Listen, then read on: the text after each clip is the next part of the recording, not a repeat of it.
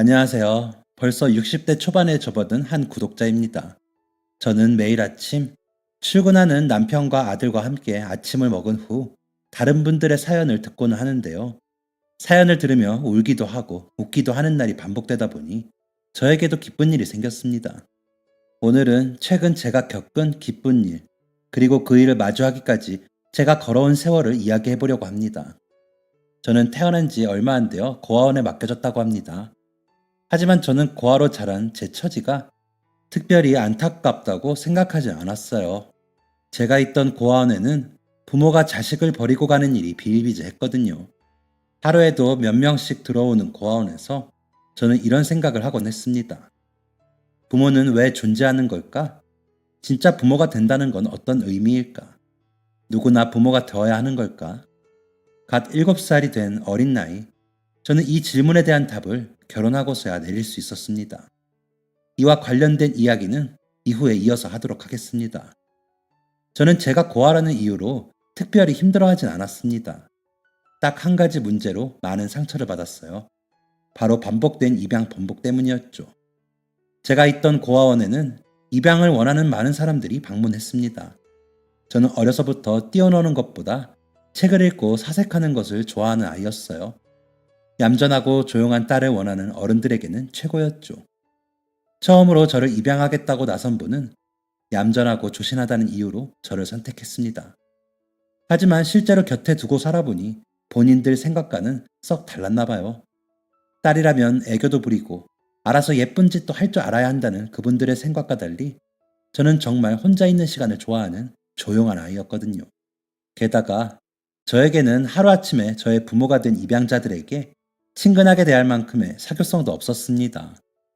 결국 저의 첫 번째 입양은 파양으로 돌아갔고 저는 또다시 고아원에서 살게 되었어요. 이후로도 세 차례에 걸친 입양이 있었습니다. 그 중에는 정식 입양 전에 입양을 취소한 경우도 있었고 저를 집에서 쫓아내다시피 한 경우도 있었어요. 저의 입양을 포기한 대부분의 이유는 아이가 아이답지 않다는 것이었습니다. 고아 원장님은 어른들을 만나면 살갑게 웃고 인사도 하라고 하셨지만 그땐 그게 왜 그리 어려웠는지, 예쁨 받기 위해 노력하는 게 정말 어렵더군요. 청소년기에 접어들고 나서는 더더욱 입양이 어려웠습니다. 점점 커갈수록 저의 쭉 찢어진 눈매와 매서워 보이는 인상이 두드러지기 시작했기 때문이었죠. 한 번도 남에게 못된 말을 해본 적이 없는 저에게는 성질 나빠 보인다, 성깔 있어 보인다, 남자 잡아먹을 상이다 라는 말이 참 가슴 아프게 들리더군요. 생긴 것 하나만으로 저를 판단하고 깎아내리는 게 유쾌하지만 않았습니다. 게다가 고등학생이 되며 숙녀티가 나기 시작하자 제 외모를 보고 노는 애 같다며 접근하는 사람들도 있었어요. 성인이 되자마자 고아원에서 독립한 후에는 자세히 말하기 껄끄러울 정도로 불쾌한 행동을 하는 사람들도 나타났습니다. 게다가 그런 사람들은 제가 고아라는 사실을 무기 삼아 선 넘는 짓을 시도하기도 했죠. 정말 다행스럽게도 그들이 원하는 일은 벌어지지 않았지만 그런 상황의 반복은 저를 방어적인 사람으로 만들었습니다. 저에게 생긴 타인에 대한 경계, 그리고 의심은 새로운 사람을 만날 만한 기회를 박탈했고 저는 결국 사회로부터 철저히 멀어지게 되었습니다. 아무런 보호장치도 없이 세상에 던져진 어린 여자아이에게 세상은 너무나 무서운 곳이었습니다. 숨 쉬는 것부터 옷 입는 것, 밥 먹는 것, 자는 것까지 모두 돈이었죠. 게다가 저에겐 옳은 결정이 무엇인지 알려줄 만한 어른도 존재하지 않았습니다. 또 도움을 줄 만한 사람도 없었어요. 독립 후 1년 동안 뼈가 삭을 정도로 일해서 벌어둔 돈을 보증금이라는 명목 하에 잃고 사기를 당해도 제 편이 되어 도와주는 인물은 한 사람도 없었습니다. 하지만 사람이 죽으라는 법은 없더라고요. 21살이 되던 해 전 재산을 잃고 집에서까지 쫓겨난 저는 한 교회에 흘러들어 가게 되었고 그곳에서 은인을 만나 머물 곳과 일자리를 소개받게 되었습니다. 제가 일하게 된 곳은 공항 근처의 작은 식당이었어요. 그곳에서 일하다 보면 공항을 찾은 사람들의 들뜬 마음이 전달되는 듯 했습니다. 일 때문에 공항을 방문한 것이든 여행을 위해 공항을 방문한 것이든 그들에겐 항상 긍정적인 에너지가 발산되는 듯 했죠. 제가 일했던 식당은 공항 직원들도 자주 방문하는 곳이었습니다. 아주 가끔은 승무원분들도 오곤 하셨죠. 지금이야 승무원이 흔하게 보이는 직업군이 되긴 했지만 그때까지만 해도 승무원은 꿈의 직업이라고 불릴 정도로 흔하게 보이는 존재는 아니었습니다. 그 때문에 저는 승무원분들에 대한 막연한 동경을 가지고 있었어요. 저 사람들은 그럼 일하면서도 여행도 할 수 있겠지? 부럽다. 라는 철없는 생각을 하기도 했고 말이죠. 멋진 비행기를 타고 하늘을 나는 승무원들의 모습을 볼 때면 저는 부러운 마음을 숨길 수 없었습니다. 그도 그럴 것이 저는 살면서 단 한 번도 여행을 가본 적이 없었거든요. 방학이 되거나 주말이 되면 가족들과 함께 산으로 들로 놀러가는 친구들을 바라보며 부러운 마음을 삼켰던 적도 한두 번이 아니었습니다. 늘 여행에 대한 갈망과 갈증이 있었던 저였기 때문에 저에게 승무원이 매력적으로 보이는 건 어찌 보면 당연한 일이었죠. 만약 제 성격이 사교적이고 쾌활했다면 이런 생각을 가끔 가게에 오는 승무원분들한테 이야기했을 수도 있을 것 같아요. 하지만 제 성격상 쉽지 않은 일이었죠. 그러던 어느 날 늘 지켜만 보던 승무원분들과 대화를 해보게 되는 계기가 생겼습니다. 단 한 번도 외국인 손님이 온 적이 없었는데 그날은 푸른 눈에 금발머리를 한 외국인 2명이 방문했었어요. 누가 봐도 이국적인 외모의 사람이 알아들을 수 없는 말로 이야기를 하니 정신이 하나도 없더군요. 무언가를 물어보는 것 같기도 하고 주문을 하는 것 같기도 한데 도저히 대화가 통하지 않자 저는 혼란에 빠졌습니다. 손짓 발짓을 전부 동원했는데도 사람이 당황하기 시작하니까 아무것도 생각이 나지 않더라고요. 저와 다른 종업원 그리고 사장님까지 총동원되어 땀을 삐질삐질 흘리면서 곤욕을 치르고 있는데 도와드릴까요? 라는 희망적인 목소리가 어깨 너머로 들렸습니다. 바로 앞서 주문을 마치고 음식을 기다리던 승무원 손님들이었어요. 천천히 고개를 끄덕이자 승무원분들은 능숙하게 외국인들과 대화하기 시작했습니다. 화기애애한 분위기 속에 대화를 마친 승무원 손님은 외국인 손님이 이야기한 바를 전해주셨고 그 덕에 처음 만난 외국인 손님을 안내할 수 있게 되었어요. 한 차례 폭풍이 휘몰아친 느낌을 겪고 나니 정신이 멍해지더라고요. 게다가 한마디도 꺼내지 못한 저와 능숙한 외국어를 구사하는 승무원 손님의 모습이 겹쳐 보이며 이상한 감정이 들기도 했습니다. 자괴감, 부러움 같은 감정이었던 것 같네요. 제가 풀이 죽은 모습으로 카운터에 앉아있자 계산을 하려고 온 승무원 손님은 심심한 위로의 말을 전해주었습니다. 저도 서양인 처음 봤을 때 엄청 긴장했었어요. 머리가 삐쭉삐쭉 서더라니까요. 키도 크고 머리카락 색깔도 다르고 눈도 엄청나게 크고 생긴 거에 적응하는데도 힘들었어요. 이 작은 사건 이후로 저와 승무원 손님은 종종 대화를 나누는 사이가 되었습니다. 그렇게 가까워지게 되니 제가 승무원에 대해 오해하고 있는 내용들이 있더라고요. 저는 승무원을 단순히 비행기를 타고 비행기 안에서 이런저런 안내를 해주는 직업으로 생각하고 있었습니다. 하지만 승무원은 예쁜 유니폼을 입고 여행을 다니는 사람이 아니라 비행기 내에서 일어날 수 있는 위험 요소를 파악하고 승객들의 안전을 책임지는 사람들이었어요. 그때 당시 제가 만난 승무원은 비행기가 물에 착륙했을 때를 대비한 훈련을 하기 위해 유니폼을 입은 채 한강에 들어가 본 적도 있다고 했습니다. 게다가 응급 상황에 대한 대처 방법도 잘 알고 있었고 위기 상황에서 승객들을 어떻게 안정시키고 보호해야 하는지도 알고 있었죠. 그때부터 저는 승무원이 되고 싶다는 막연한 바람을 가지게 되었어요. 하지만 이것을 실천으로 옮기기란 쉬운 일이 아니었습니다. 우선 저는 배움도 짧았고 공부를 잘하는 편도 아니었으며 승무원 시험을 준비할 만큼의 경제적 여유가 없었기 때문이었죠. 당장 하루 벌어 하루 사는 게 벅찬 제가 승무원이 되는 꿈을 꾼다는 건 정말 어려운 일이었습니다. 그런 저에게 용기를 준 건 어느새 친구가 된 승무원 손님이었어요. 승무원 손님의 응원에 힘입은 저는 평일엔 투잡, 주말엔 쓰리잡까지 하며 승무원 준비를 했습니다. 영어가 가장 중요한 요소였기 때문에 영어 학원을 다니며 승무원 준비를 했죠. 승무원 준비만 하는 게 아니라 일과 공부를 병행해야 했기 때문에 승무원 시험을 준비하는 데는 2년이라는 시간이 걸렸습니다. 물론 실패의 쓴맛을 보기도 했습니다. 지금도 그렇겠지만 과거에도 승무원의 경쟁률은 극심했거든요. 항공사에서 뽑는 인원에 비해 너무나 많은 인원이 지원을 하기 때문이었습니다. 하지만 끊임없는 노력 끝에 저는 25살의 나이로 항공사에 취업하게 되었습니다. 승무원 준비를 하면서 저는 많은 변화를 거듭했어요. 여러 일을 닥치지 않고 하다 보니 자연스럽게 사회적인 능력이 향상되었고 세상에는 좋은 사람들도 많다는 것을 알게 되었죠. 무엇보다 주변 언니들의 도움을 받아 사나워 보이기만 했던 인상을 부드럽게 하는 메이크업 방법도 알게 되었습니다. 그리고 제 인생의 걸림돌이라고 생각했던 사나운 인상이 도움이 될 때도 있더군요.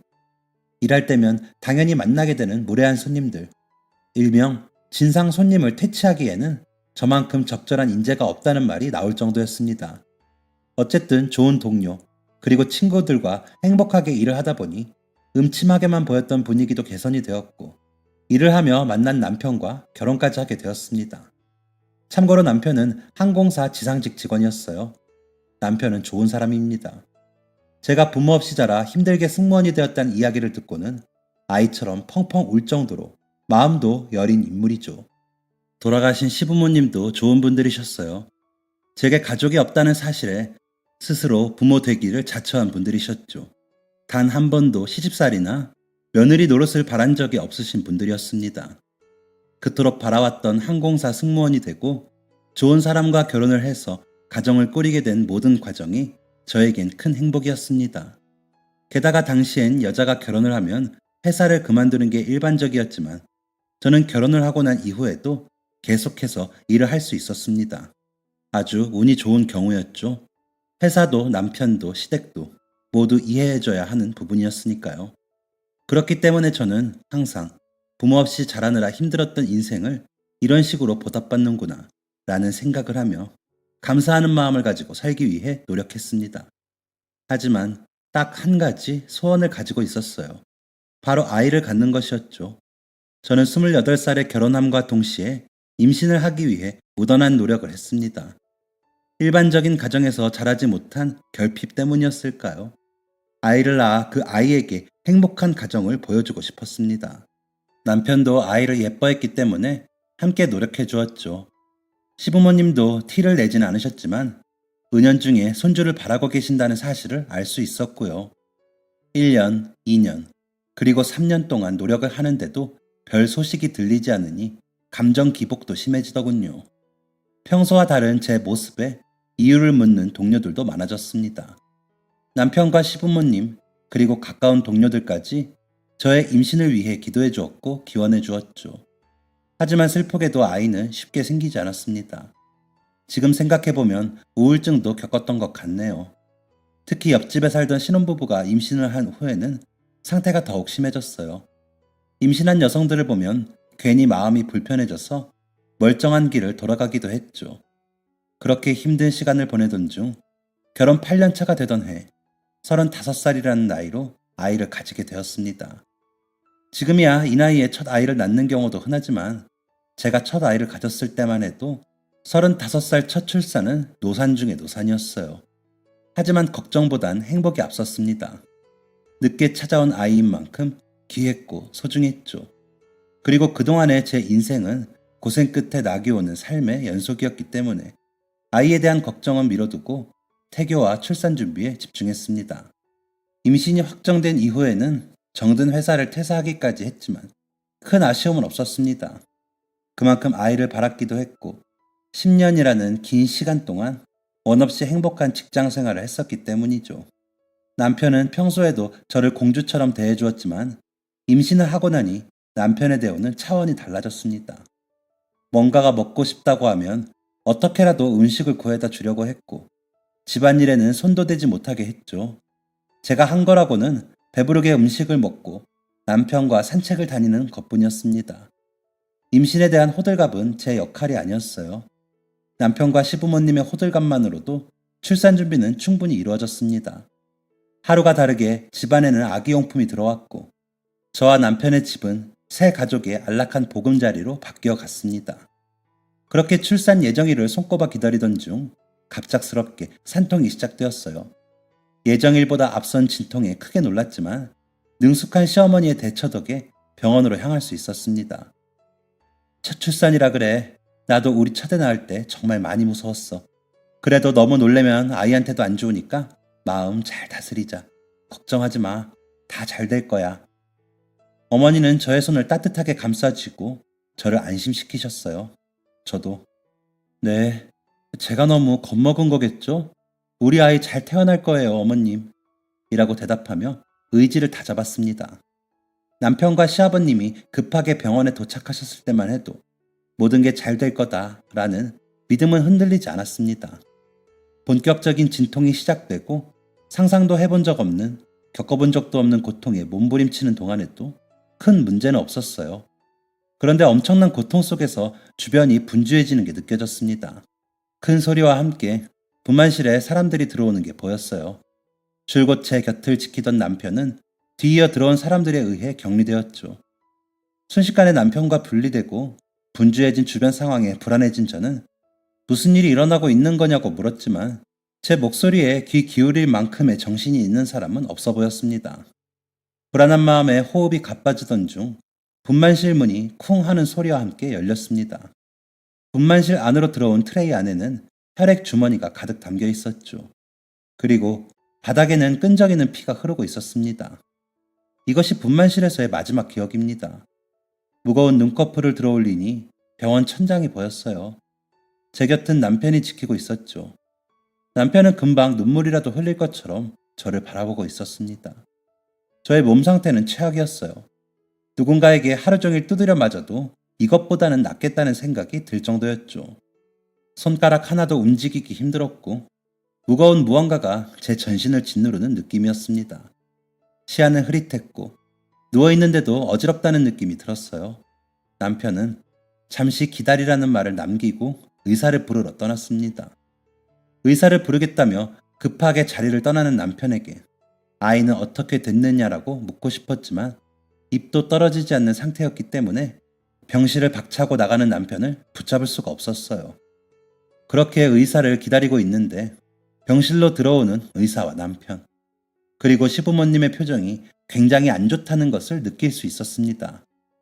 제 마음 한구석 아주 깊은 곳에 자리하고 있던 불안감이 스멀스멀 피어나는 것 같았어요. 정신을 잃기 전 목격한 바닥을 적신 피 웅덩이가 다시 보이는 듯 했습니다. 저의 불안한 마음을 느낀 것인지 의사는 길게 끌지 않고 제 상태를 이야기해 주었어요. 의사는 담담한 듯 하지만 떨리는 목소리로 이렇게 말했습니다. 분만이 거의 완료된 시점에 갑작스러운 출혈이 발생했습니다. 할 수 있는 조치는 다 취했지만 도저히 출혈이 잡히지 않았고 결국 수혈을 실시했습니다. 꽤 많은 혈액을 공급했습니다만 출혈 속도가 너무 빨라 자칫 잘못하다간 산모님의 목숨마저 위험해질 수 있는 상황이었어요. 의사로서 선택을 해야 하는 상황이었기 때문에 보호자분과의 상의 끝에 의사는 이후로 말을 잇지 못했습니다. 제 보호자였던 남편은 죄를 지은 것처럼 고개를 푹 숙이고 제 눈을 보지 못하고 있었어요. 보호자분과 상의한 끝에 한 차례 숨을 크게 들이신 의사는 뒤이어 해야 했던 말을 꺼냈습니다. 상의 끝에 자궁적출을 하게 되었습니다. 자궁적출. 분만 중 출혈이 멎지 않는 경우 자궁적출이라는 최악의 상황이 벌어질 수 있다는 것은 알고 있었지만 그게 제 일이 될지는 몰랐어요. 정신이 멍해지더군요. 자궁이 없다는 것은 여성으로서의 정체성을 잃게 되는 심각한 일이었으니까요. 하지만 저에게 그것보다 더 중요한 사실 하나가 남아 있었습니다. 저는 온 힘을 쥐어짜 한마디를 꺼냈습니다. 아이는?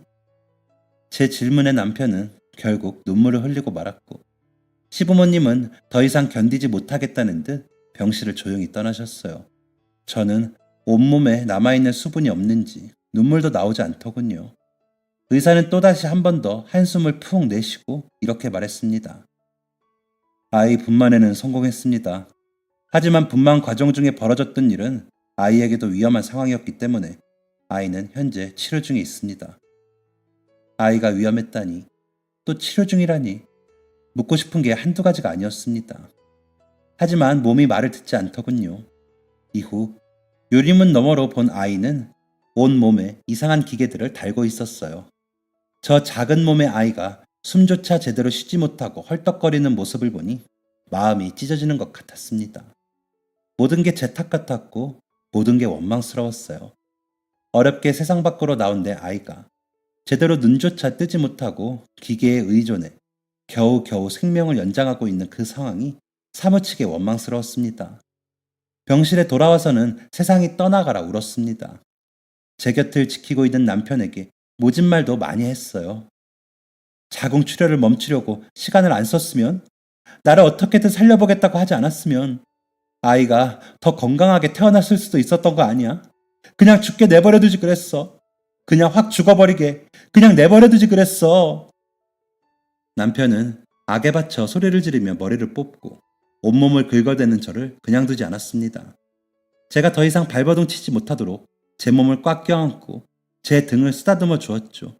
그리고 이렇게 말했습니다. 너를 살리기 위해서는 어쩔 수 없었어. 당신이 없으면 나는 어떻게 살아. 겨우 마음을 진정한 그날 밤, 모두가 잠든 새벽, 급하게 저희 부부를 찾는 연락이 왔습니다. 남편의 손에 이끌려 신생아 입원실에 가니 아이의 담당 의사와 간호사가 어두운 표정으로 저희를 기다리고 있었어요. 아이가 오늘 밤을 넘기지 못할 것 같습니다. 고개를 돌린 곳에는 여전히 눈도 뜨지 못하는 제 아이가 누워 있었습니다. 숨 쉬는 것조차 버거워 숨소리조차 제대로 내지 못하는 아이를 보고 있자니 손가락 하나도 대지 못하겠더군요. 아이를 한번 안아주시겠어요? 이 말의 의미를 이해하는 데는 긴 시간이 걸리지 않았습니다. 저는 천천히 고개를 끄덕이며 아이를 품에 안았어요. 따뜻하고 작은 아이를 품에 안으니 말로 형용할 수 없는 감격스러움이 찾아왔죠. 우리 아들이야. 저와 남편은 아이의 얼굴 한 번, 가슴을 한 번, 배를 한 번, 등을 한 번 쓰다듬어 주었고 아이의 손가락과 발가락 하나하나를 헤아려 주었습니다.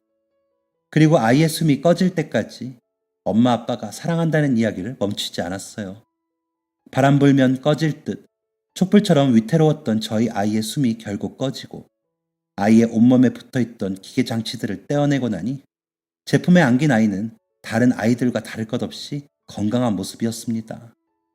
그렇게 저는 그토록 바라왔던 아이를 잃었습니다. 그리고 다시는 아이를 가질 수 없는 몸이 되었죠. 퇴원 후 집으로 돌아오니 이미 집안에 자리 잡혀있던 아이 용품은 모두 사라진 상태였어요. 저를 배려한 남편과 시부모님의 결정이었죠. 하지만 미처 치우지 못한 아이의 손수건이나 장난감 같은 게 보일 때면 저는 늘 실신할 때까지 눈물을 흘렸습니다. 그렇게 1년 동안은 자식도 못 지킨 엄마가 살아서 뭐해? 라는 생각에 사로잡혀 살았던 것 같아요. 밖에 나갔다가 임신한 사람이라도 마주치면 괜히 그 임산부에게 안 좋은 기운을 줄까봐 외출도 꺼리게 됐죠. 그렇게 저는 빛도 사람도 보지 않은 채 하루하루 말라갔습니다. 이랬던 저를 구해준 사람은 다름 아닌 남편이었어요. 안 하던 술을 잔뜩 마시고 집으로 돌아온 남편은 갑자기 웬 술이야? 술은 입에도 안 대는 사람이.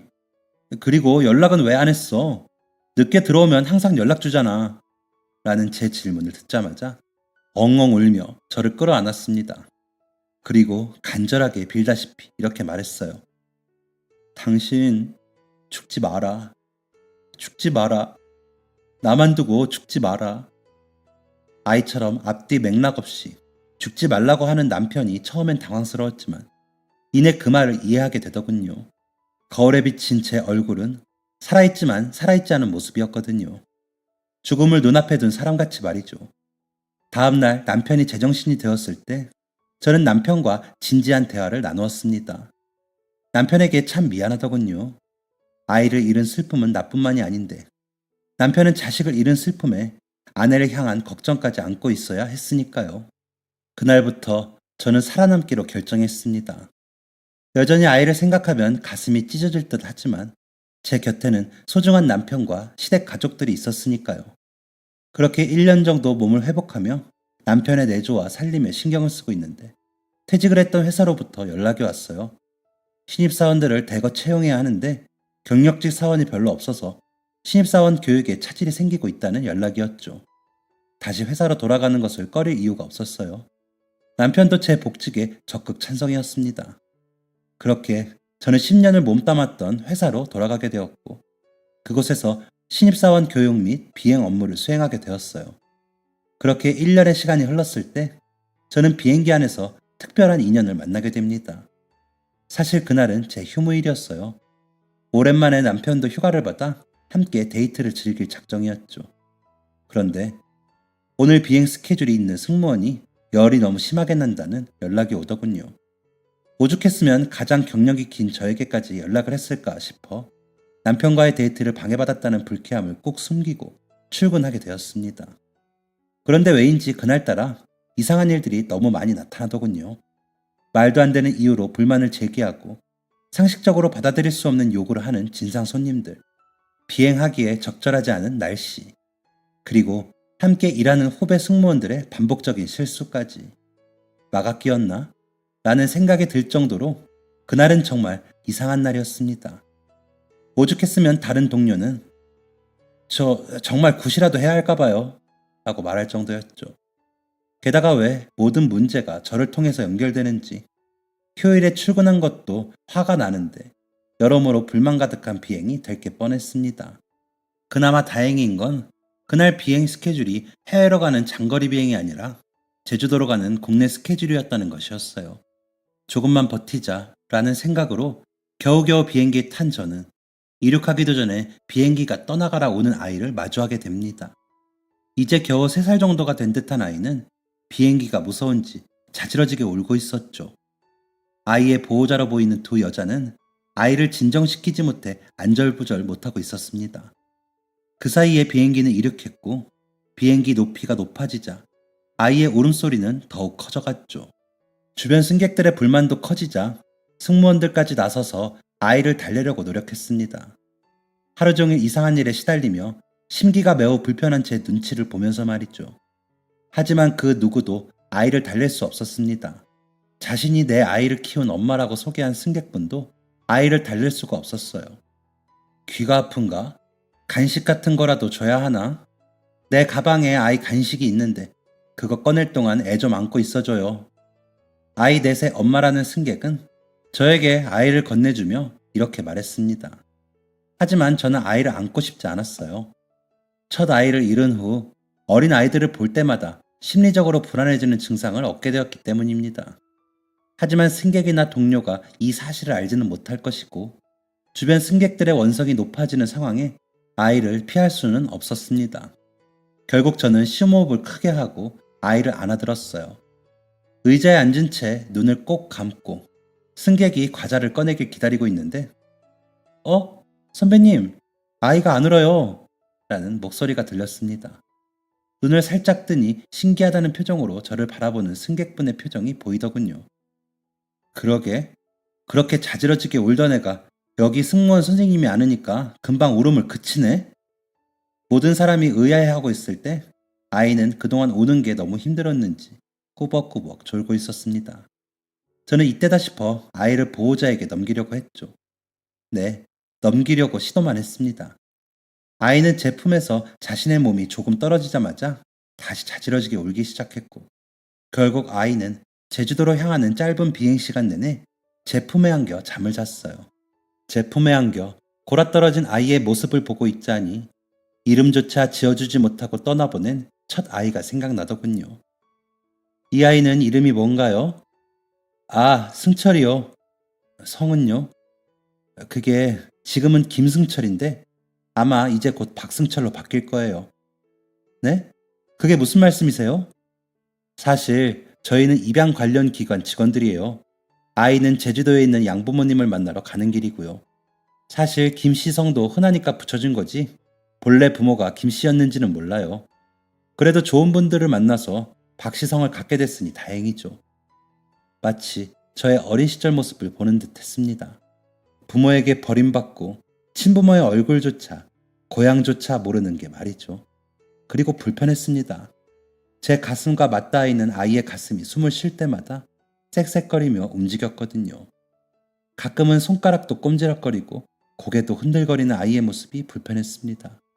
그리고 제 아이가 살아있었다면 품 안의 아이와 같은 나이가 되었을 거라는 사실 또한 제 마음을 불편하게 만들었습니다. 그렇게 짧지만 길었던 비행을 마치고 아이를 내려보내는 길, 비행기에서 내려 기관 직원들의 품으로 돌아간 아이는 제 눈을 또렷이 쳐다보고 있었습니다. 저는 아이의 눈을 애써 무시하며 제 자리로 돌아갔죠. 자꾸만 제 눈을 바라보던 아이의 눈빛이 생각났지만 그럴 때면 고개를 가로지으며 기억을 잊으려고 노력했어요. 잠깐 앉아서 쉴 때면 제 품에 안겨있던 아이의 심장 박동이 느껴지는 듯해서 앉아 있지도 못했고 부모님과 함께 온 어린 승객들은 제대로 쳐다보지도 못했죠. 비행기 안에서 만난 그 아이가 자꾸 떠올랐거든요. 그런데 이틀 후 다시 제주 비행을 하게 되어 제주에 도착해 다시 출발하는 비행기 안, 저는 그때 그 아이를 다시 만나게 되었습니다. 분명히 양부모를 만나야 하는 아이가 왜 여기 있나 싶어 물어보니 직원의 대답은 정말 충격적이었어요. 아이가 왜 여기 있나요? 설마 갑자기 입양을 못하겠다고 했다던지. 아니요. 아이의 양부모님 되실 분들은 공항에 나오지 못하셨어요. 네? 그건 그냥 입양을 포기하겠다는 거잖아요. 그게 아이를 마중 나오던 중 교통사고가 심하게 나서 그 자리에서 즉사하셨다고 합니다. 그날은 비행기가 뜰 수 있을지 고민할 정도로 날씨가 안 좋은 날이긴 했어요. 제주도의 기상 상황이 너무 안 좋아 착륙에도 꽤 오랜 시간이 걸릴 정도였죠. 그런데 하필 사고가 나서 아이의 양부모 될 사람들이 즉사하다니. 아이는 아무것도 모르는 눈으로 직원의 품에 안겨 있었습니다. 그리고 직원이 비행기 의자에 앉자마자 또다시 엉엉 울기 시작했죠. 아유, 애가 왜 또 이럴까? 비행기가 무섭나? 정말 왜 이러지? 당황스러워서 어쩔 줄 몰라 하는 직원을 지켜보던 저는 큰 용기를 냈습니다. 저 괜찮으시다면 제가 아이를 안아볼까요?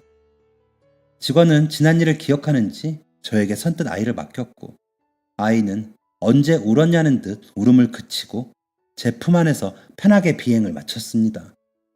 비행기가 착륙하고 모든 승객을 밖으로 안내하는데 직원 두 분은 아이와 함께 가장 나중에 내리시더군요. 감사합니다. 저희도 아이를 데리고 비행기를 탄 게 처음이라 아이가 울어서 어떻게 해야 하는지 당황스러웠는데 덕분에 다른 분들한테 민폐 안 끼치고 비행할 수 있었어요. 저는 직원 두 분에게 마지막 인사를 건넸고 직원분들과 아이가 사라지는 모습을 지켜보았습니다. 그런데 그때 옆에 있던 후배 승무원이 이런 말을 하더군요. 그런데 정말 신기하기는 하네요. 계속 같이 있었을 저분들도 못 달래는데 어떻게 선배님은 그렇게 쉽게 달래세요? 애들한테는 그런 게 있나 봐요. 제가 막내 동생이 있는데 걔를 달랠 수 있는 사람은 엄마밖에 없거든요. 다른 사람이 아무리 어르고 달래도 꿈쩍 않다가 엄마가 나타나면 뚝 그친다니까요. 정말 신기해. 이 말은 제 마음을 무겁게 짓눌렀어요. 마치 저 아이와 제가 운명이라고 말하는 듯 했죠. 저는 구두를 신은 것도 잊은 채 아이를 안고 걸어가는 직원분들을 향해 달렸습니다. 저기요! 거친 숨소리와 함께 앞을 막아선 저를 본 직원분들은 의아해 하셨습니다. 저희가 뭘 두고 갔나요?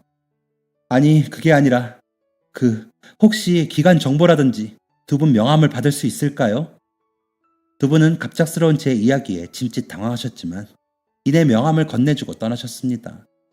저는 집에 돌아가자마자 이 이야기를 남편에게 알렸고 2달 정도 고민하는 시간을 가졌어요. 다름 아닌 그 아이를 입양할 것이냐 하지 않을 것이냐에 대한 것이었죠. 저와 남편은 승철이를 입양하기로 결정했습니다. 그리고 승철이가 있다는 기관으로 향했죠. 그런데 지난번에 만났던 직원분이 안타까운 소식을 전해주셨어요. 그게 저희 기관에서 실수가 있었는지 승철이를 입양하시겠다고 한 분들이 먼저 계셨어요. 죄송합니다. 제가 괜한 걸음 하시게 만들었네요. 큰 마음의 동요는 없었습니다. 저보다 더 좋은 부모가 승철이를 데려가는 거라면 기쁜 일이니까요. 괜찮습니다. 승철이와의 인연은 비행기에서가 마지막이었나 보네요. 인사를 마치고 집으로 곧장 돌아가려는데 남편이 제 팔을 붙잡더군요. 그래도 여기까지 왔는데 얼굴 한번 보고 갈 수 있잖아. 계속 마음 쓰여 있는데 얼굴만 보고 가자. 그렇게 저는 남편과 함께 승철이에게로 향했습니다. 승철이는 혼자 자리에 앉아 벽돌 모양 장난감을 가지고 놀고 있었어요. 그러던 중 승철이를 입양할 사람들이 도착했는지 직원이 승철이와 승철이의 작은 짐 보따리를 들고 밖으로 나서더군요. 저와 남편도 자연스럽게 그곳으로 향했습니다. 직원에게 인사를 건넨 입양자는 너무나 기뻐하며 승철이를 안아들었어요. 그런데 그때 승철이가 뒤집어지면서 울기 시작했습니다. 비행기에서보다 더욱 심하게 우는 것 같았어요. 등을 뒤로 꺾으며 팔다리를 주체하지 못하고 울고 있을 때 승철이와 제 눈이 딱 마주쳤습니다. 승철이는 곧장 제게 팔을 뻗었어요. 거리가 꽤 되는데도 말이죠. 아이를 안고 있던 입양자는 갑자기 자지러지게 울면서 어딘가로 손을 뻗는 승철이의 모습에 꽤나 당황한 듯 했습니다. 아이를 어떻게든 달래야 했던 저는 곧장 달려가 아이를 안아들었고 승철이는 거짓말처럼 울음을 그쳤어요. 이 신기한 광경을 목격한 모든 사람들은 감탄했죠. 승철이의 원래 입양자와 직원, 저와 남편은 저와 승철이에게 있었던 이야기를 그대로 전해주었습니다. 모든 사람들이 신기해하더라고요. 오랜 대화 끝에 입양자는 아이가 선택했으니 아이의 선택을 존중해줘야죠. 부럽네요. 저희도 선택받는 부모가 될 수 있으면 좋을 텐데요. 라는 말을 남기며 떠났습니다. 그렇게 저희 부부와 승철이는 가족이 되었어요. 승철이는 똘똘하고 야무진 아이였습니다. 말이 느려서 걱정을 많이 했는데 4살이 되자마자 한글을 떼고 어린이집에서도 곧장 적응을 했죠. 그런데 아이를 키우는 게 정말 쉬운 일이 아니더라고요. 누군가는 아이에게 더 많은 시간을 할애해야 했고 저는 또다시 직장에서 퇴사하게 되었습니다. 이후엔 주부로, 엄마로 최선을 다했습니다. 승철이도 그런 제 마음을 알아주는 것인지 착한 아들로 늘 엄마를 위해 주었어요. 그렇게 어느 날부터 승철이가 말수가 적어지더니 저와 남편의 말에 말대꾸를 하는 경우가 잦아지더라고요. 툭툭 내뱉는 말에는 가시가 돋아있고 여러모로 날카로웠습니다. 남편은 원래 저맘때들은 사춘기가 오기 마련이야. 쟤도 자기만의 시간이 필요할 테니까 우리는 조금 기다려주자 라고 말했죠. 제 생각은 남편과 조금 달랐지만 승철이를 믿어보자는 생각으로 아이와의 간격을 좁히기 위해 많은 노력을 기울였습니다. 그러던 어느 날 승철이에게 새 책가방을 선물해 주려고 쓰던 책가방을 열어본 저는 승철이의 가방에서 담배를 발견하게 되었어요. 그동안의 승철이의 무례함을 참고 넘어가기 일쑤였던 저는 승철이에게 엄청난 배신감을 느꼈고 아이에게 화를 내고 말았습니다. 너 이게 대체 뭐야? 중학생밖에 안 된 내 가방에서 왜 담배가 나와? 엄마랑 아빠가 너를 믿어서 아무 말 안 하는 거지. 너가 잘하고 있어서 아무 말 안 하는 게 아니라는 걸 정말 몰라서 이래? 승철이는 처음으로 자신에게 큰 소리를 낸 엄마의 모습에 놀란 듯 했지만 이내 더욱 뻔뻔하게 행동했어요. 그러게 왜 남의 가방을 함부로 열어봐? 엄마는 그냥 너 새 가방 깜짝 선물로 주려고. 됐어. 엄마는 왜 나한테 무례한 행동을 해놓고도 사과하지 않아? 내가 친자식이었으면 이랬겠어? 내가 친자식이었으면 이랬겠느냐? 라는 승철이의 말은 너무나 큰 충격이었습니다. 남편과는 언젠간 아이에게 이야기하자고 의논만 했을 뿐 아이에게 아직 말하지 않은 상태였거든요. 이제야 승철이가 왜 그동안 방황했는지 알 것 같았습니다. 이 사실을 알게 된 남편은 얼굴을 쓸어내리며 모든 게 자신 탓이라고 했어요. 나는 그냥 사춘기라고 생각했지. 설마 애가 모든 걸 알았을 줄은 몰랐어. 당신이 말하자고 했을 때 말했으면 좋았을 텐데. 다 내 잘못이야. 아이와 다시 대화를 하는데 꽤 오랜 시간이 걸렸습니다. 남편은 얼굴조차 보여주지 않는 승철이의 마음을 돌리기 위해 여러 차례 편지를 썼다고 해요. 남편의 오랜 노력 끝에 승철이는 아빠와의 대화를 수락했어요. 무슨 이야기를 했는지는 정확하게 모르지만 남편과의 대화 끝에 승철이가 많은 것을 깨달았다는 것은 확실히 알 수 있었습니다. 저에게 모진 말을 한 게 미안했던지 승철이는 남편과 대화한 지 일주일이 지나던 날 제게 편지 한 통을 남기고 도망치듯 학교로 떠났어요. 편지에는 이런 내용이 적혀 있었습니다. 엄마, 우선 죄송하다는 이야기를 하고 싶어요. 저는 제가 엄마 아빠의 친자식이 아니라는 사실이 무서웠나 봐요. 그리고 버림받을 수도 있다는 생각을 했던 것 같아요.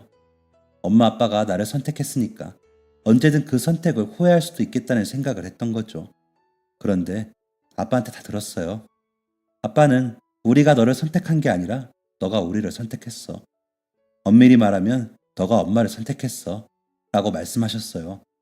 그리고 저를 입양했던 당시 엄마는 어린아이를 제대로 마주하는 것조차 힘든 상태였다는 것도 들었어요.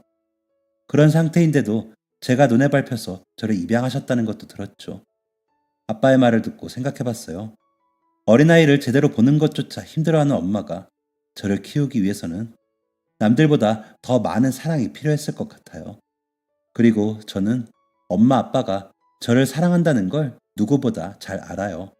그러니까 제가 그런 못된 말을 했는데도 매일 제 아침을 차려주시고 저녁을 준비해 주셨겠죠.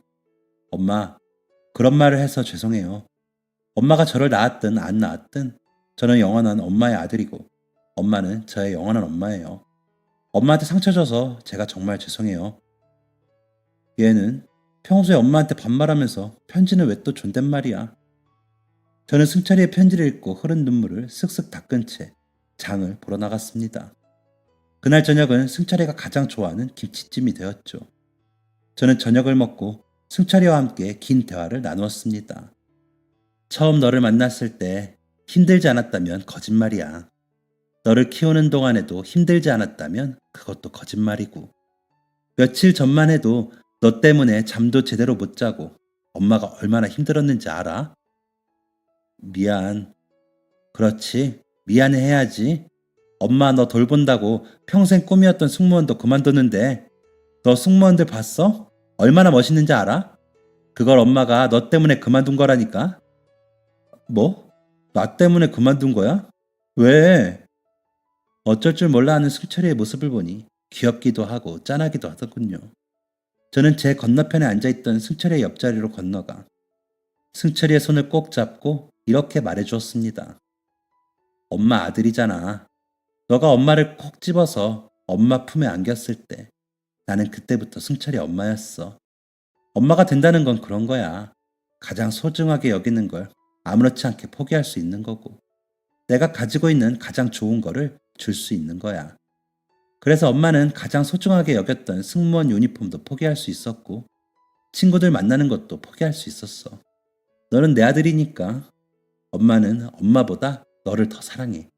그리고 무엇보다 친부모를 모른다는 사실은 너 인생에 어떤 영향도 줄 수 없어. 그건 엄마가 경험해봐서 알아.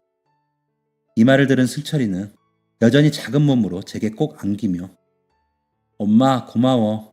내가 꼭 훌륭한 어른이 돼서 엄마 호강시켜줄게 라고 말했습니다. 나중에 보니 승철이가 안겼던 부분이 축축하게 젖어 있더라고요. 그렇게 엄마를 호강시켜준다며 엄마 옷을 눈물로 적신 작은 중학생은 어느새 제 키를 훌쩍 넘는 청년이 되었고 올해 항공사 승무원이 아니라 항공사 파일럿이 되었습니다. 유니폼을 입고 캐리어를 들고 첫 출근하는 아들의 모습을 보는데 왜 그렇게 눈물이 나는지. 눈물이 난 이유는 제가 아이를 키우면서 많은 고생을 했기 때문이 아니었어요. 승철이가 파일럿이 되기 위해 얼마나 많은 노력을 했는지 제가 가장 잘 알기 때문이었죠. 밤이 새도록 공부를 하고 들리지 않는 영어를 들으려고 잘 때도 이어폰을 꽂고 자고 자신이 고소공포증이 있다는 사실을 깨닫고 그것을 극복하기 위해 수십 번, 수백 번 번지 점프대로 향하고 이런 모든 과정을 지켜봤기 때문에 승철이의 첫 출근은 그 무엇보다 의미 있는 것이었습니다. 엄마, 어렸을 때 여행 다니는 친구들이 그렇게 부러웠다고 했지? 가고 싶은데 리스트 다 적어놔. 내가 다 보내줄게. 아빠도 은퇴하면 아빠랑 같이 여행 다녀. 내가 책임진다, 우리 가족들. 60이 넘어 아들도 취업시키고 나니 조금 적적해진 게 사실이었는데 자기만 믿으라며 의기양양하게 어깨를 펴고 소리치는 승철이 덕분에 기운이 조금 납니다. 이 나이 먹고 뭘 할 수 있겠어 라는 생각도 한 번씩 들었는데 요즘 100세 시대라잖아요. 이제 겨우 인생의 반 조금 넘게 살았는데 제가 못할 게 뭐 있겠어요? 그동안 제 인생은 고생 끝에 낙이 온다의 반복이었습니다. 이번의 낙은 짧게 끝날 것 같진 않네요. 오늘도 맛있는 김치찜을 만들어야겠습니다. 사실 남편은 맵다고 잘 안 먹는데 뭐 어쩌겠어요. 아들이 맛있다는데 아빠가 참고 먹어야죠. 제 사연은 여기까지입니다. 제 이야기를 소개해주시고 들어주신 모든 분들께 감사드리며 언제나 건강하시고 행복하시길 기원하겠습니다. 감사합니다. 지금까지 사연 들어주셔서 감사합니다. 사연이 재밌으셨다면 구독과 좋아요를 눌러주세요. 감사합니다. 안녕히 계세요.